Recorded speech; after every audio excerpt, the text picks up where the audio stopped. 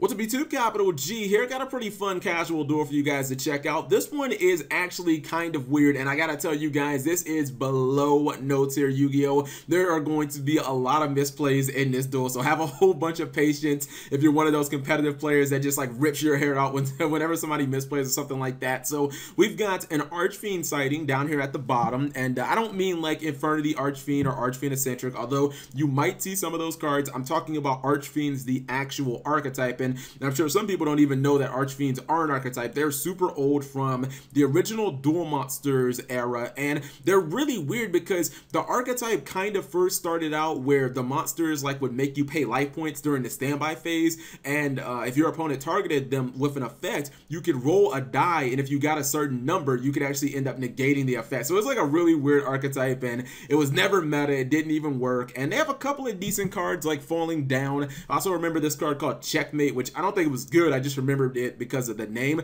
And then at the top, we've got a Yang Zing version of, I believe this is True Kings, but I was kind of disappointed in some of the plays that he made.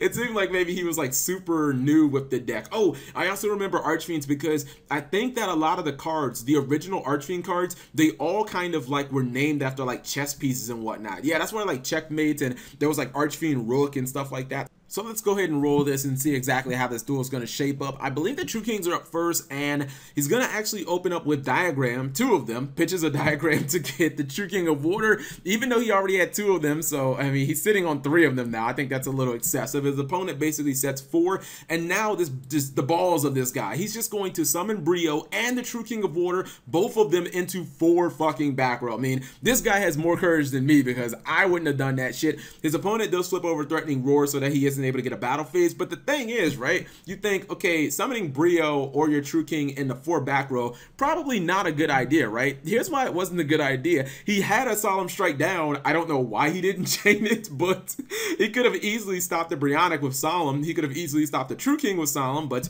you know what? He decided not to do either one of those things, so it's just like, all right, we're gonna keep it rolling. He summons Archfiend Cavalry, activates Falling Down, which it's essentially Snatch Steal, but you have to control an Archfiend monster, so it is for that archetype. Now, I didn't really get this play. Maybe you guys can explain it to me. In main phase 2, he pitches Gold Driver to bounce the Suani to his opponent's hand. The problem is, obviously, he still has Diagram on the field. It's not like he can't just pop the Suani and get some use out of it, or he literally can just take Suani, he can ram it into Cavalry, which it has the same attack, so his Suani will still get another monster, and then in main phase 2, he could clearly just use that monster. He could pop it with Diagram, it would replace itself, and then at the same time he would surge. So I didn't really get why he did that. It seemed like he just gave up his Gold Driver for free, but hey, what do I know?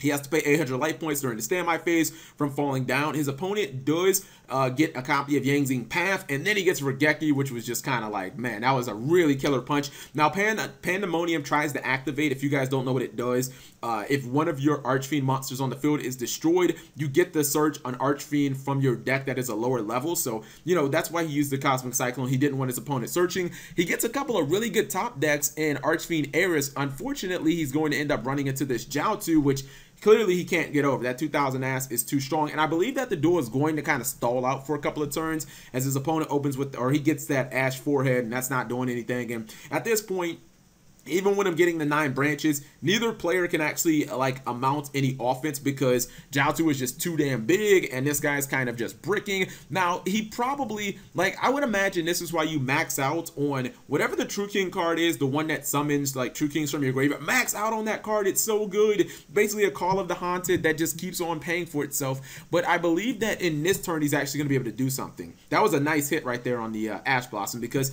I wouldn't attack any face downs if you're playing Yang Zings, because I'd be afraid that you're going to get a Yang Zing, and that's just going to get your deck rolling. So he gets Allure Darkness. Now at this point, he gets Archfiend Emperor. Now this card is essentially like it's kind of like a watered down version of Master Hyperion.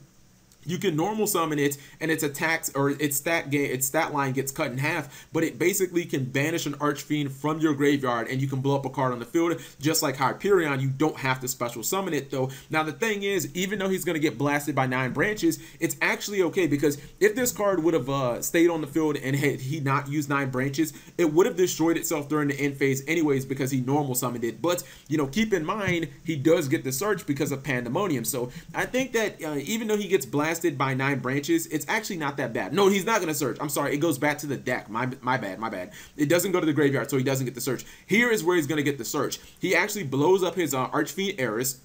He's going to blow that up with the Gold Driver, and he's going to get a search from that, and then he's going to get a search from Archfiend Eris as well, and that actually is going to get him Archfiend Eccentric. Archfiend Eccentric is going to blow up a card on the field, and he's actually looking pretty good right now. Now, I think that he's going to activate another copy of Fallen Down after he uses Archfiend Eris from Gold Driver again. He's going to activate that Metaphors counter that he got last turn, activates the Falling Down, then Tribute Summons for the Archfiend Emperor in his hand, and that is the end of the game.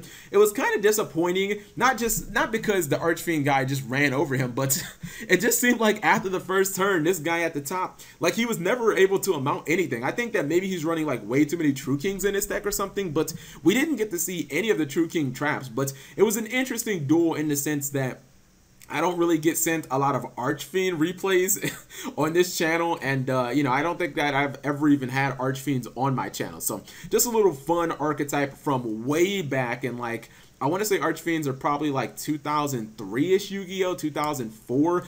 Anyways, thank you guys for watching. As always, try not to get too triggered by all the misplays in this duel. I told you guys at the beginning, this is beyond no tier Yu-Gi-Oh! So yeah, some of the duels that I have are obviously like lower tier decks, but when I get a deck that I haven't seen in ages, I just, I don't know, my intuition tells me to upload it. Anyways, thank you guys for watching. As always, subscribe if you have not already.